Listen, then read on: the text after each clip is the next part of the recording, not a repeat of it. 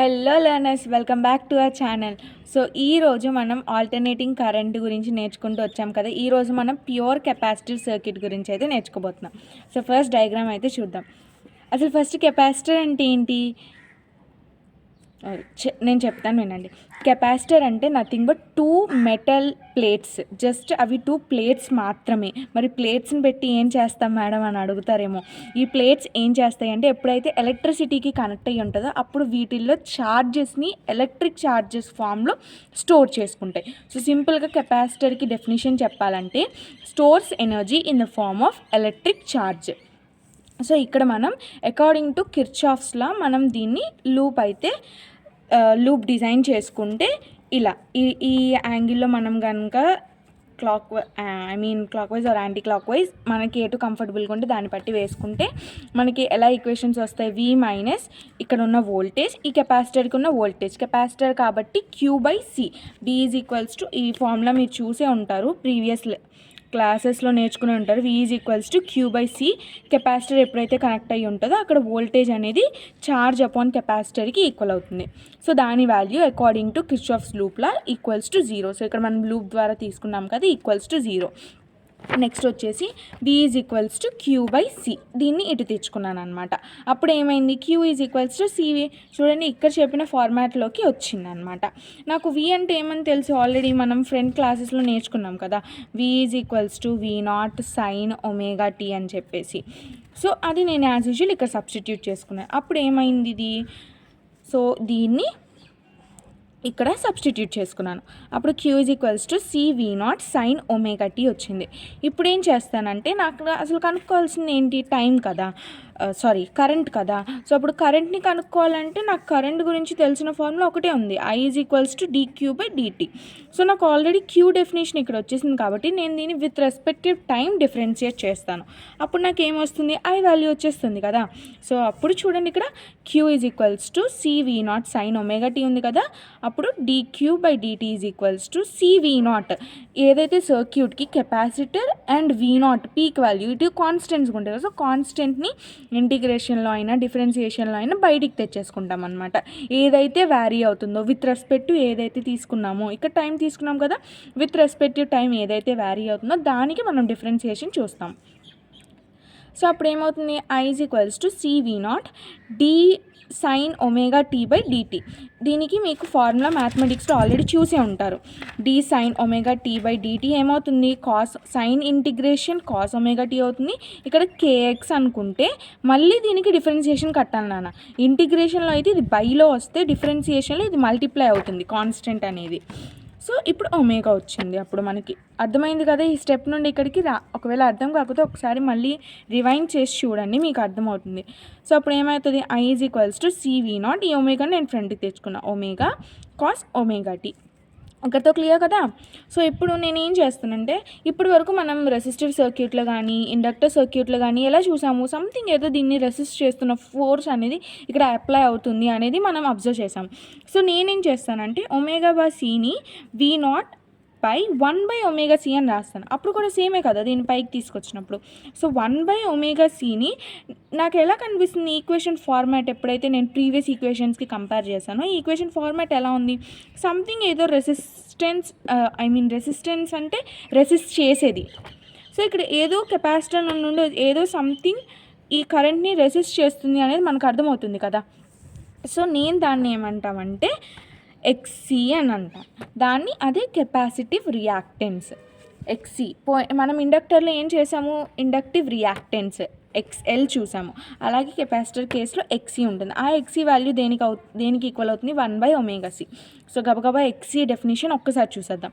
The opposing nature of capacitor to the flow of alternating current, that's all. Opposing nature పోయినసారి ఇండక్టర్లో కూడా అంతే కదా, the opposing nature.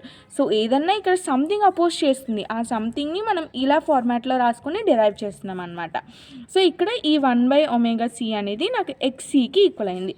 So అప్పుడు నేనేం రాసుకుంటాను, I is equals to ω0/XC cos omega t omega naught by XC అంటే ఇది ఎలా ఉంది దీని నేచర్ ఏంటి రెసిస్టివ్ నేచర్ అంటే సంథింగ్ వి బై ఆర్ అంటే ఇది రెండు కూడా కాన్స్టెంట్సే so it leads to the another constant called as I naught so అప్పుడు ఐ నాట్ మనకి దేనికి ఈక్వల్ అయింది వి నాట్ బై ఎక్సీకి ఈక్వల్ అయింది ఓకే ఈ ఫార్ములా కూడా చాలా చాలా ఇంపార్టెంట్ ఒకసారి నోట్ చేసి పెట్టుకోండి I naught is equals to V naught by XC so కంప్లీట్గా ఇప్పుడు దీన్ని ఈక్వేషన్ అయితే మనం ఫామ్ చేస్తాం I is equals to I naught cos omega t మనకి వి దేంట్లో తీసుకున్నాం నాన్న మనం V is equals to V naught sine omega టీలో తీసుకున్నాం అంటే ఇన్ ద టర్మ్స్ ఆఫ్ సైన్లో తీసుకున్నాం సో నేను దీన్ని నా కంఫర్టబుల్నెస్ కోసం ఇన్ టర్మ్స్ ఆఫ్ సైన్లో రాస్తాను అప్పుడు దీన్ని ఎలా రాయొచ్చు I is equals to I naught sine omega T plus pi by 2 ఇక్కడతో క్లియర్ కదా డెరివేషన్ అర్థమైపోయింది కదా అకార్డింగ్ టు కిర్చాఫ్స్ లూప్లా మనం ఇలా రాసామన్నమాట V minus Q by C equals to 0 అప్పుడు V is equals to Q by C అయింది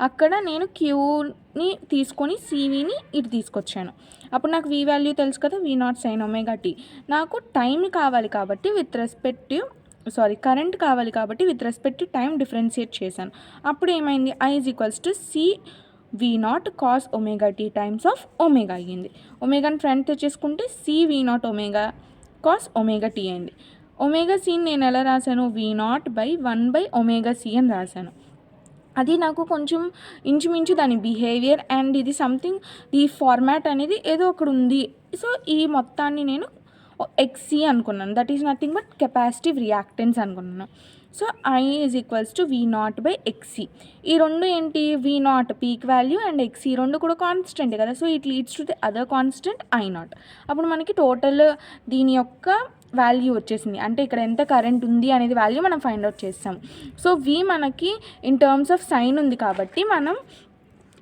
ఐని కూడా ఇన్ టర్మ్స్ ఆఫ్ సైన్లో రాసుకున్నట్టయితే మనకి ఎలా వస్తుంది I is equals to sine omega T plus pi by 2 so మనం ఒకసారి ప్రీవియస్ లెక్చర్లో మనం ఎక్కడైతే ఇండక్టర్తో కనెక్ట్ చేస్తున్నామో అక్కడ మనకు ఐ ఎలా వచ్చిందనా I is equals to I naught sine omega t minus pi by 2 అని వచ్చింది మైనస్ పై బై 2 అంటే నేను ఏమని చెప్పాను వోల్టేజ్ కంటే కరెంట్ అనేది పై బై 2 ల్యాగ్లో ఉందని చెప్పాను కానీ ఇక్కడ చూడండి ప్లస్ పై బై 2 వచ్చింది అంటే ఏంటి వోల్టేజ్ కంటే కరెంట్ అనేది లీడ్ చేస్తుందంటే కదా సో ఇక్కడ ఏమవుతుంది current leads potential V nothing V by 90 degrees so ఎప్పుడన్నా గుర్తుంచుకోండి బిట్స్లో హైపర్ డూపర్ ఇంపార్టెంట్ ఇండక్టర్లో కరెంట్ ల్యాగ్ అవుతుంది కెపాసిటర్లో కరెంట్ లీడ్ అవుతుంది ఓకే హోప్ యూ మీకు ఇక్కడ వరకు అర్థమైందని అనుకుంటున్నాను సో నెక్స్ట్ వచ్చేసి ఫేజర్ డయాగ్రామ్స్ చూద్దాం దీని యొక్క ఫేజర్ డయాగ్రామ్ అంటే చెప్పుకున్నాం కదా it is nothing but the vectorical representation of the voltage and the current so as usual V naught V formula ఎలా ఉంది ఒమేగా టీ దీని ఫేజ్ అనుకున్నాము ఇంత యాంగిల్ అనుకున్నాము సో ఒమేగా యాంగిల్తో ఇది ఉందన్నమాట ఇది వి నాట్ దీనికి pi by 2 plus pi by 2 అంటే లీడ్లో ఉంది కాబట్టి ప్లస్ పై బై 2 సో ఇటు పక్కన మొత్తం యాంగిల్ ఎంత ఉండాలి నాన్న 90 degrees ఉండాలి సో ఇదేమవుతుంది ఐ నాట్ సో ఫేజర్ డయాగ్రామ్ని పట్టి కూడా మనకి ఏం అర్థమైంది కరెంట్ అనేది వోల్టేజ్ కంటే పై బై 2 times లీడ్లో ఉంది అనేది అర్థమైంది సో ఇక్కడ ఫేజ్ డిఫరెన్స్ వచ్చేసి మనకి పై బై 2 వస్తుంది ఇది ఇంపార్టెంట్ నెక్స్ట్ దీన్ని సింపుల్గా రిప్రజెంట్ చేయలేమా మేడం అంటే ఎందుకు చేయలేము ఇదిగోని చూడండి ఇటు వి ఇటు ఐ ఇది రెండింటికి మధ్య 90 degrees ఇప్పుడు కూడా ఎవరు లీడ్లో ఉన్నారు కరెంటే లీడ్లో ఉంది అదే కనుక ఇండక్టర్ సర్క్యూట్లో అయితే మనకి ఎలా వచ్చేసింది నాన్న ఇండక్టర్ సర్క్యూట్లో ఇటు ఐ ఉంది ఇటు వి ఉంది ఎందుకంటే కరెంట్ ఇక్కడ ఏమవుతుంది కరెంట్ అనేది ల్యాగ్ అవుతుంది కాబట్టి దానికంటే వోల్టేజ్ పై బై 2 times లీడ్లో ఉంది కాబట్టి ఇలా ఫామ్ అయింది ఫేజర్ డయాగ్రామ్ సో రెండింటికి కన్ఫ్యూజ్ అవ్వద్దు చాలామంది పిల్లలు ఇక్కడే కన్ఫ్యూజ్ అవుతారు ఏది వి ఏది ఐ అనేది మీకు ఒకవేళ దీంతో క్లారిటీ లేకపోతే ఇలా గుర్తుంచుకోండి సో ఎలా ఈజీగా ఉంటే అలా దాన్ని గుర్తుంచుకోవడానికి ట్రై చేయండి నెక్స్ట్ వచ్చేసి దీని యొక్క వేవ్ డయాగ్రామ్ సో వేవ్ డయాగ్రామ్లో చూడండి మనం వేవ్ డయాగ్రామ్స్ ఒమేగా టీలో కొన్ని కేసెస్ తీసుకొని మనకి ఒమేగా వాల్యూ అంటే ఏంటో తెలుసు omega is equals to 2π f or 2π by T is nothing but time period F is the frequency so వీటిలో కొన్ని వాల్యూస్ మనం పెట్టుకుంటూ వెళ్దాం టీ వాల్యూస్ ఎలా π బై 2 అని π అని 3π బై 2 అని 2π ఇన్ టర్మ్స్ ఆఫ్ టీలో రావాలంటే t by 4 2t by 4 3t by 2 something అలా వాల్యూస్ రాసుకుంటూ వెళ్తాం మనం π బై 2కి π/2 పై, దీన్ని π/2లో ఉంచుకున్న కంఫర్టబులే. π/2 π3 π/2 2π. సో మొత్తం 2πకి ఒక కంప్లీట్ టైం పీరియడ్ అనేది ఒక టైం పీరియడ్, ఒక సైకిల్ అనేది కంప్లీట్ అయింది. ఇక్కడికి మొత్తం ఇక్కడ నుండి స్టార్ట్ అయ్యి మళ్ళీ 0 అయిపోయింది. ఒక కంప్లీట్ సైకిల్ అనేది అయిందనమాట. ఇక్కడ చూడండి బ్లూ కలర్తో ఉన్న లైన్ అనేది వీని రిప్రజెంట్ చేస్తుంది, V0 sin ωt. ఐ మనకి ఈ రెండిట్లో చూడండి, ఈ టూ ఈక్వేషన్స్ని బట్టి మనకి ఏం తెలుస్తుంది, కరెంట్ అనేది π/2 ఎక్కువ ఉంది కాబట్టి above the X axis, above the axis పాజిటివ్లో π/2తో కరెంట్ అనేది లీడ్ అవుతుంది. సో అందుకే దీని గ్రాఫ్ అనేది వోల్టేజ్ యొక్క గ్రాఫ్ కంటే పైకి ఉందన్నమాట. ఎందుకంటే కరెంట్ కెపాసిటర్, ప్యూర్ కెపాసిటర్ సర్క్యూట్లో కరెంట్ అనేది లీడ్లో ఉంటుంది కాబట్టి. సో ఇక్కడతో వేవ్ డయాగ్రామ్ కూడా కంప్లీట్ అయింది. సో ఈ వేవ్ డయాగ్రామ్ని బట్టి మనకి ఏం అర్థమవుతుంది, ఇవి రెండు కూడా అవుట్ ఆఫ్ ది ఫేజ్ ఉన్నాయని అర్థమవుతుంది. ఇన్ ఫేజ్, అవుట్ ఫేజ్ అనేది మనం ఫస్ట్ లెక్చర్లో డిస్కస్ చేసుకున్నాం కదా. ఇక్కడ ఇవి రెండు కూడా అవుట్ ఆఫ్ ఫేజ్లో ఉన్నాయి, అందుకే వీటికి ఫేజ్ డిఫరెన్స్ అనేది π/2 వచ్చింది. సో అంతే పిల్లలు, ఇది మొత్తం మనం డెరివేషన్ చూసేసాము అండ్ దీని phasor diagram and wave diagram కూడా చూసాము. దీని మీద ఒక్క చిన్న ప్రాబ్లం మనం చేద్దాం. సో ఫస్ట్ ప్రాబ్లం చదవండి. Capacitor of 10 μF. చాలామంది పిల్లలు ఈ మ్యూని కన్సిడర్ చేయరు, దానివల్ల మొత్తం ప్రాబ్లంలో మిస్టేక్స్ వస్తాయి. So read it carefully. Mu ఉందా, MH ఉందా అంటే మ్యూ ఇన్ ద సెన్స్ ఇక్కడ మైక్రో ఇంటూ 10⁻⁻6 అని. సో 10 μF ఏమి ఇచ్చారు, కెపాసిటర్ C వచ్చేసరికి 10 μF అని ఇచ్చారు. Connected to an AC source of EMF. మనకి EMF ఒక ఈక్వేషన్ ఇచ్చారనమాట. ఏమని ఇచ్చారు, V = 220 sin 100/t.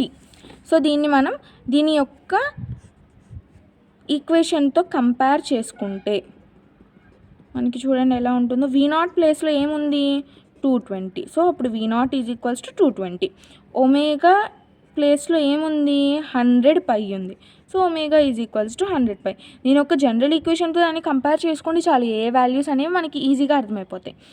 నెక్స్ట్ చదువుతాము. Right equation for instantaneous current. Already పోయిన వీడియోలో చెప్పాను, ఇన్స్టాంటేనియస్ కరెంట్ అంటే ఏమీ లేదు, విత్ రెస్పెక్టివ్ టైం కరెంట్ ఎంత ఉంది అని, అంతే. Through the circuit what will be the reading of the AC ammeter. AC ammeter దానికి దేనికి యూజ్ చేస్తాము, కరెంట్ వాల్యూస్ని క్యాలిక్యులేట్ చేయడానికి యూజ్ చేస్తాం. మరి గ్యాల్వానోమీటర్ కూడా కరెంట్ని క్యాలిక్యులేట్ చేయడానికి యూజ్ చేస్తాం. కానీ రెండింటికి డిఫరెన్స్ ఏంటంటే గ్యాల్వానోమీటర్ అనేది చాలా స్మాల్ అమౌంట్ ఆఫ్ కరెంట్ని క్యాలిక్యులేట్ చేయడానికి యూజ్ చేస్తాం. యామ్మీటర్ అనేది little bit huge amount of కరెంట్ని క్యాలిక్యులేట్ చేయడానికి యూజ్ చేస్తాం. కనెక్టెడ్ ఇన్ ఏ సర్క్యూట్, ఒక సర్క్యూట్కి కనెక్ట్ అయిందంట. సో దీని డయాగ్రామ్ చూడండి ఎలా వస్తుందో, ఇలా ఒక సర్క్యూట్కి కనెక్ట్ అయ్యి ఉంది. ఇక్కడ C వచ్చేసి 10 μF ఉంది, V వచ్చేసి 220 sin 100πt ఉంది. మనకి ఏం రాయమంటున్నాడు, ఆ ఈక్వేషన్ రాయమంటున్నాడు. మనం దాని జనరల్ ఈక్వేషన్ రాసుకుందాం. I = I0 sin ωt + π/2. So నాకు ఏ వాల్యూస్ కావాలి, ఒమేగా వాల్యూ ఇక్కడ ఉంది, నాకు I0 వాల్యూ కావాలి. సో I0 వాల్యూ ఎలా ఫైండ్ అవుట్ చేయాలి, ఆల్రెడీ ఇక్కడ మనం చూసాం చూడండి. I0 దేనికి ఈక్వల్ అయింది, I0 = V0/XCకి ఈక్వల్ అయింది. ఇక్కడ XC అంటే ఏంటి, 1/ωc. ఒమేగా అంటే యాంగిల్ ఆఫ్ ఫ్రీక్వెన్సీ, C అంటే కెపాసిటెన్స్. సో ముందు దాన్ని ఫైండ్ అవుట్ చేద్దాం. సో ముందు మనకి I0 కావాలి. I0 వాల్యూ ఏంటి, V0/XC. సో V0 ఆల్రెడీ ఇచ్చేసి ఉన్నారు చూడండి మనకి 220 volts అని చెప్పేసి. XC అంటే ఏంటి, ωc, 1/ωc. ఓకే, సో చూడండి మనకి ఎలా వచ్చిందో దీని డెఫినేషన్. ఫస్ట్ మనం 1/ωc వాల్యూని క్యాలిక్యులేట్ చేద్దాం. XC = 1/ωc which is equals to, omega అంటే ఏంటి, మనకి ఆల్రెడీ ఒమేగా ఇక్కడ ఇచ్చేసి ఉన్నారు 10π, 100π ఇంటూ C వాల్యూ ఎంత, 10 μF. ఇక్కడ మనం మ్యూని కూడా కన్సిడర్ చేసుకొని వేసుకోవాలి, నార్మల్గా 10 అని వేయకూడదు. సో 10 ఇంటూ మ్యూ అంటే 10⁻⁻6 అంటే ఎంత అవుతుంది, 10⁻⁻5 ఫారడే అవుతుంది. సో దాన్ని కూడా ఇక్కడ వేసేసుకుందాం, 5 ఫారడే. ఓకేనా.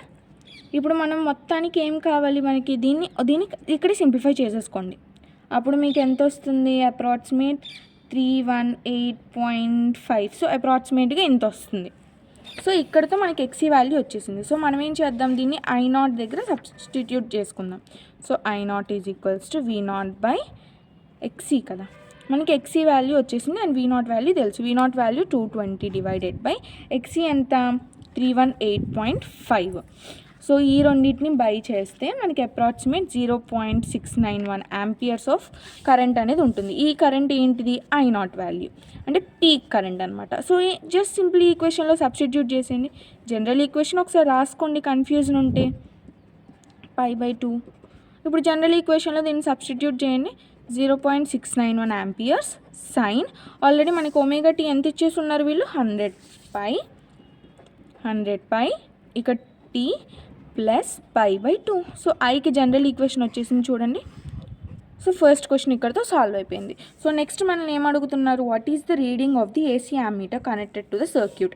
కనెక్ట్ అయిన ఒక యామ్మీటర్ కనుక కనెక్ట్ చేసి ఉన్నాం అనుకోండి, ఆ యామ్మీటర్కి ఎంత ఉంది కరెంట్ అనేది మనం ఫైండ్ అవుట్ చేయాలి.